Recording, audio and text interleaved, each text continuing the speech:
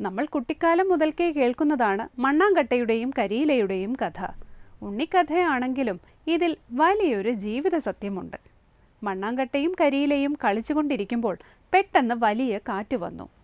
കരിയില പറന്നു പോകുമല്ലോ എന്നോർത്ത് വിഷമിച്ച മണ്ണാങ്കട്ട കരിയിലയുടെ പുറത്ത് കയറിയിരുന്നു. അങ്ങനെ കരിയിലയെ രക്ഷിച്ചു.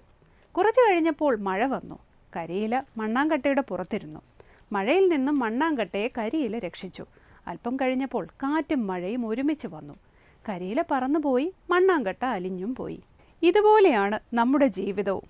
നമ്മൾ മറ്റുള്ളവരെ ആശ്രയിച്ച് നിൽക്കുമ്പോൾ ചെറിയ ചെറിയ നേട്ടങ്ങളും വിജയങ്ങളും ഒക്കെ നേടാൻ സാധിച്ചുവെന്ന് വരാം.